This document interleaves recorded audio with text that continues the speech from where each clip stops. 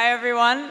Before I start, I really want to take in this moment because, a little background, I was diagnosed at 24 years old, and a cutoff for a Make-A-Wish is 18, so I never got the opportunity to make my wish, and I feel like being in a room with so many people that I've looked up to from afar, including Jay, and adding the fact Fred Armisen, David Blaine, Elton John definitely meets the criteria of a Make-A-Wish, so thank you for that. Thank you, thank you. But all jokes aside, hi everyone. I'm Melody Shasavarani. I am a former City of Hope patient, a charity care recipient, a clinical trial patient, a proud member of the MFEI committee, and in the AYA Cancer Survivorship Program. So yeah, thank you. Period, thank you.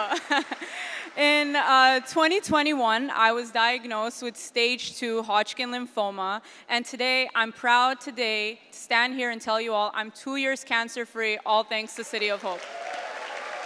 Thank you. Thanks. Now, I want to take you back to Melody BC, Melody before cancer. It was my holy trinity as it is today, my paycheck going to mostly all of you in this room. It's concerts, merch, and vinyl. That is my life. But if anyone knows me personally, they know how much concerts mean a lot to me. So it's very serendipitous that we're honoring Jay Marciano tonight. From the first concert I attended to the last one before treatment, I can never put into words what it means to me, and going to shows today is just truly like no holds bar emotional for me. But in May 2021, I had just graduated across the street at USC. I was class of 2020. Thank you, fight on. I hit a year at UMG. I started boxing, but most importantly that year, I had bought tickets to my Mount Rushmore of an artist to surprise my parents. It was going to be our first concert ever, my second time seeing him. It was none other than Elton John's Farewell Yellow Brick Road show at Dodger Stadium. Little did we know in the November of the next year when I was cancer-free how much that concert would mean to us, and we still talk about it to this day. But around this time, I was feeling my symptoms. It was severe itching, immense sweating, weight loss, all on the board. After a chest x-ray, CT, PET scans, 2 biopsies later, we discovered a baseball-sized tumor growing in my chest silently. And on my mom's birthday, I was diagnosed with stage 2 Hodgkin lymphoma, and on my dad's birthday, started chemo. So amazing birthday month for both of them. But hearing the words, "you have cancer," completely stops your world. Your life changes instantly. All I could think was, I haven't lived my life to its full potential. I have to survive. And that message truly hits home the minute you walk through City of Hope's doors. I know Jay's focus tonight is survivorship, and I'm honored to be here to say that City of Hope is the reason they made my survivorship possible. So I want to give it up to the hospital, you know. Yeah. People ask me, they're like, did you know about City of Hope before this? I'm going to be so honest.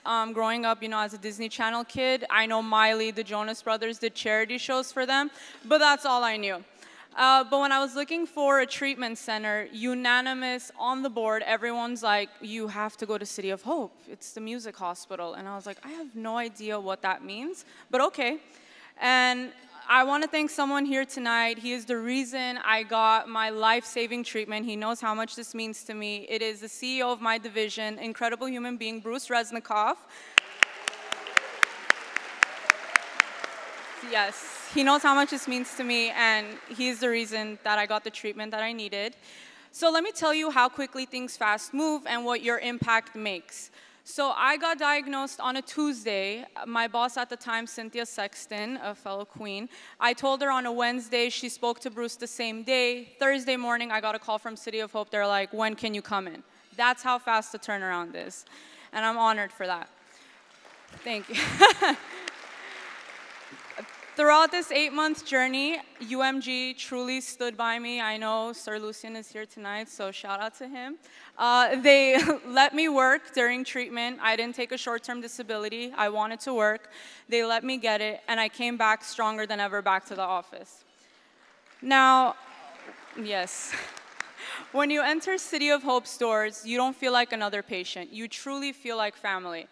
And everyone made me feel so welcome, from the valet worker to the nurses to my incredible oncologist, Dr. Alex Herrera, and his team. They are with me every step of the way. And to emphasize that, I was in treatment during pandemic restrictions, so I couldn't have anyone come with me up until my last 3 infusions, which was in May of 2022.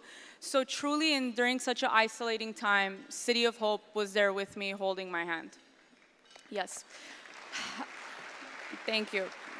But the biggest shout out, I'm thanking everyone tonight, but the biggest shout out has to go to 2 people who are here with me tonight. They're at table 137, my parents. Yeah. Yes. Wouldn't be here without them. Let me paint a picture. I'm doing labs, I'm meeting my doctor, I'm getting infusion. My dad's in the City of Hope parking lot for 8 hours. That's how long my days were. My mom's at home getting everything ready, from my meals to making me feel comfortable. So thank you for my friends, my family, everyone sticking through me, because we got through this together. Yeah, love you guys. As mentioned, Jay's focus tonight is survivorship, and as someone now proudly a part of the AYA Cancer Survivorship Program, ran by the incredible, I know he stood up somewhere, Dr. Sir Armisen, I was amazed at this program. You guys, it's totally free because of donations that we're raising tonight and beyond. It's a program providing additional support, you know, beyond meeting with my oncologist, to mitigate any risks that might arise from the treatment that I had, and I was blown away. And I'm a huge advocate for it. Now, yes, there you go. Now, people often ask me how I stayed so positive. As you can tell, humor helped, dark humor especially. I laughed when I shaved my head. I laughed when I lost my eyebrows. I got called sir a few times, and I can't blame them. You could only see my face, beanie, and everything, so I felt like I got knighted for a second, so that was cool. But beyond that, truly having a positive mindset really helped beyond the medicine. I want to emphasize, I don't dwell on the past, and I especially don't let cancer have power over my life any minute of it. Instead, I focus on what brings me joy. I immerse myself that things that make me happy. So during treatment and now, I create positive vibes playlist. I worked and grow my YouTube channel, but as I said in the beginning, most important to me, I was counting down the days until I go to my next show. Now, my oncologist did let me go to a show during treatment. I had a window between finishing chemo and immunotherapy, and it was none other than Coachella 2022. I know Paul's here tonight, and I told him I would say this. Coachella 2022 has a special place in my heart. Not only did my oncologist let me go, but being there in the desert, realizing cancer almost took this away from me, it was truly emotional and transcended. And also I did the payment plan, so it's like I had to get my return on investment, you know, like I couldn't let that go. But I was so proud to be there. For me, survivorship isn't about crossing the finish line. It's about turning back and bringing the next person along with me, cross it with me. During treatment, I continue it today. I created the Instagram page, Melody's Fight. I created it to, you know, share my story, the ups and downs, educate people on Hodgkin lymphoma. And I'm so proud to say that I've been connected with fellow fighters, survivors, thrivers out there worldwide with it. I shared my story this year for Walk for Hope, and Melody's Fight team has raised over $9,000 and counting for City of Hope. So I'm happy to help any patient like me along the way. And it's been all worth it.